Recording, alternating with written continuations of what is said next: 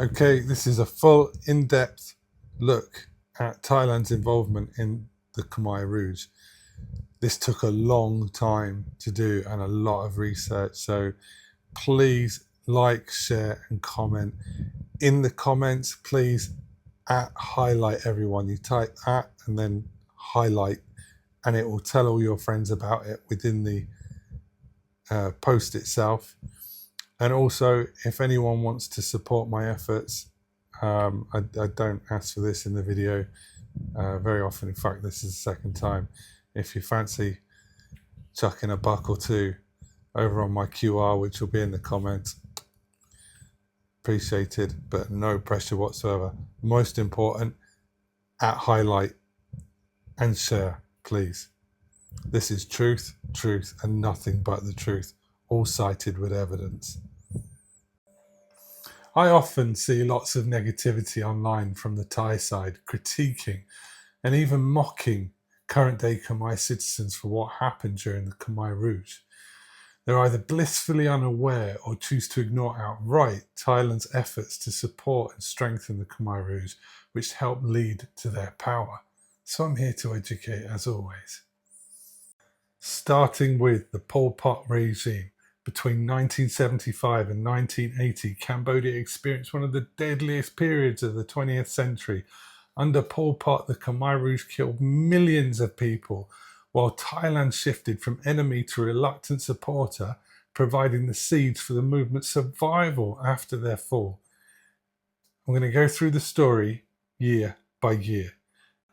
1969 to 1973, the US carpet bombing and destabilization of Cambodia.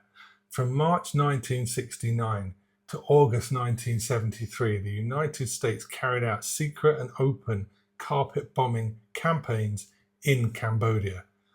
First was Operation Menu, 1969 to 1970, targeted North Vietnamese sanctuaries in eastern Cambodia.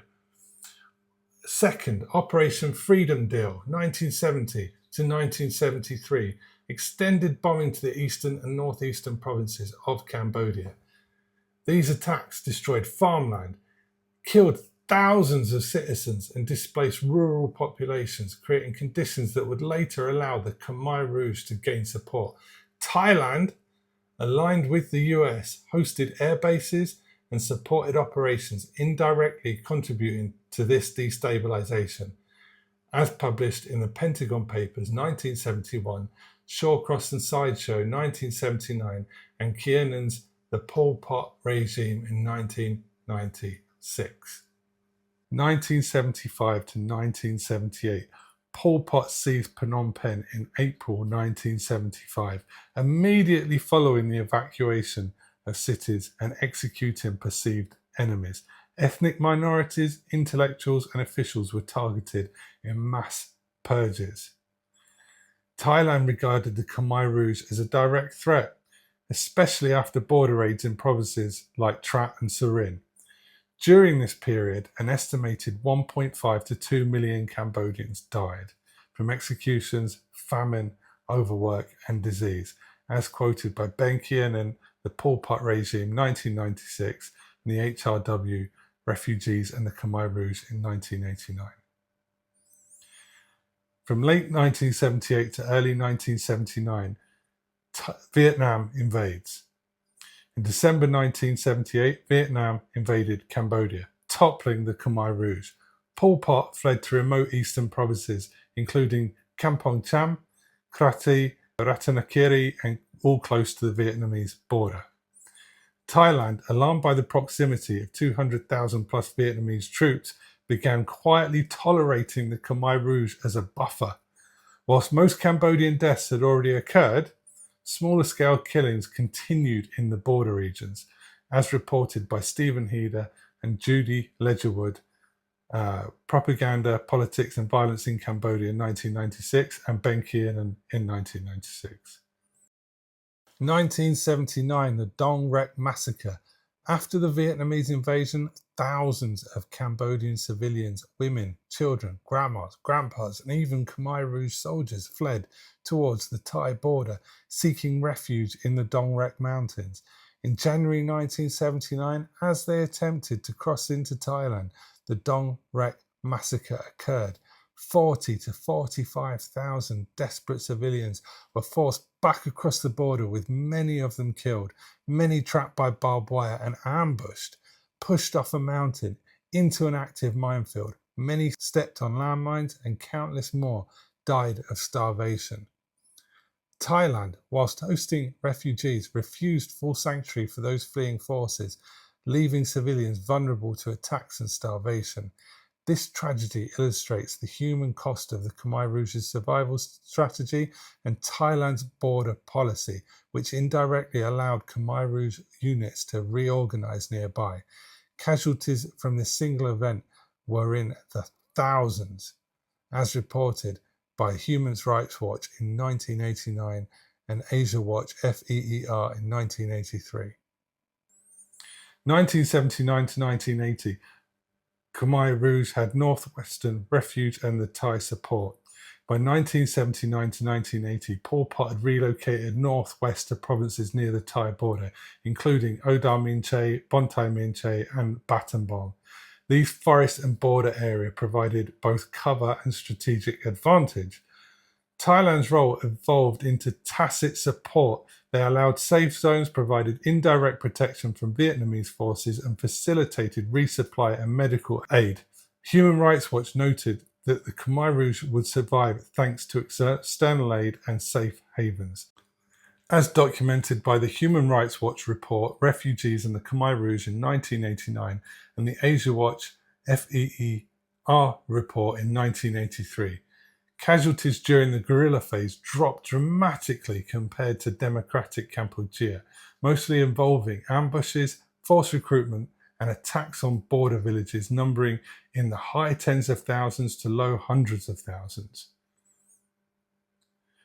From 1975 to 1978, Thailand fought the Khmer Rouge, but by 1979 it had shifted to a position of tacit support. Pol Pot, once the ruler of all Cambodia, was now a guerrilla leader operating from northwestern sanctuaries with Thailand's support. The death of millions had largely occurred under his regime in Phnom Penh, but Thailand's tolerance towards the Khmer Rouge allowed them to survive and continue limited violence in border areas, costing hundreds, potentially hundreds of thousands of lives, shaping Cambodia's conflict for the decade to come. After the Khmer Rouge were driven from power in 1979, their survival depended on outside support. China supplied weapons, the US looked the other way, and Thailand provided the road, the trucks, and the sanctuary. Here's how Thailand's role kept Pol Pot's army alive year by year, backed by the evidence. So, from 1979 to 1980, refugee camps become cover. Khmer Rouge cadres quickly took control of refugee camps on Thai soil. Human Rights Watch reported in 1989 relief supplies meant for civilians were routinely diverted to Khmer Rouge forces with the acquiescence of Thai authorities, as the HRW report on the refugees of the Khmer Rouge in 1989. 1981 to 1982, China's arms, Thailand's route. Chinese weapons began flowing through Thai ports with Thai military escorts. US declassified cables confirmed the shipments, and historian Ben Kiernan later wrote, China supplied the Khmer Rouge with over $100 million a year in arms funneled through Thailand. 1983 to 1984, Thai trucks to Khmer Rouge camps. The Far Eastern Economic Review reported in 1983 that Thai military trucks delivered weapons and supplies directly to Khmer Rouge camps at Nong Chang and Nong Samet. The New York Times, written by Henry Kam in 1987, wrote, arms shipments from China are moving across Thailand with the cooperation of Thai military authorities. 1984 to 1985, safe havens after Vietnamese offensives. When Vietnamese dry season offensive nearly destroyed the Khmer Rouge, Thailand offered sanctuary. Fighters crossed into Thai territory, were treated in Thai hospitals and resupplied before returning to battles. That's the Asia Watch HRW report 1989. In the late 1980s, inside Thailand camps. By the late 1980s, Khmer Rouge bases operated inside Thai territory itself. Human Rights Watch reported the Thai military permitted the Khmer Rouge to maintain bases on Thai soil and facilitated resupply operations. That's the HRW Asia Watch 1989. 1990 to 1991. International pressure brought Thailand to the Paris peace talks in 1991, but scholars later revealed that covert assistance never stopped. Stephen Heder and Judy Ledgerwood wrote, despite official denials, Thai facilitation of cross-border movement and resupply continued into the early 1990s. That was written in 1996. In the 1990s, the final decline of the Khmer Rouge happened. Even after official withdrawal, Thai commanders tolerated trade and smuggling with the Khmer Rouge.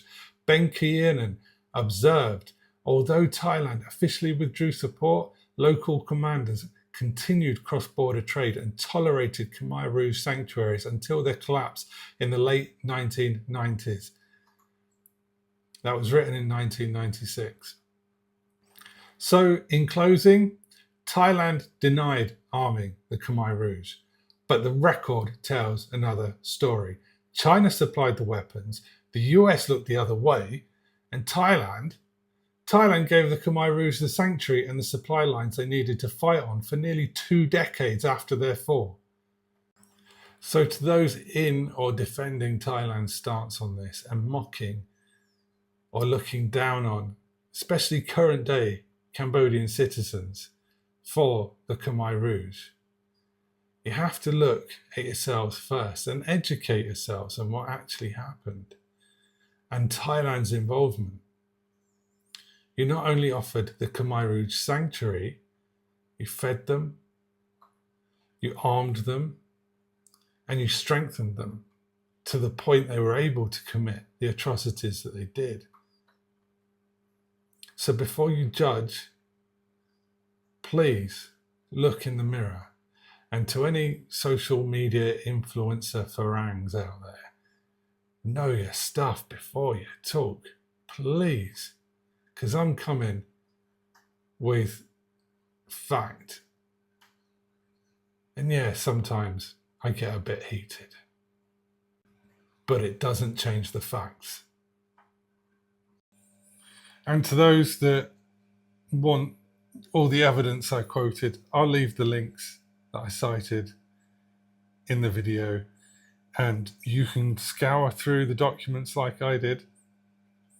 You can read them yourselves, and then you can go find evidence to prove otherwise if you disagree. Go for it. I'm waiting for a valid, educated response.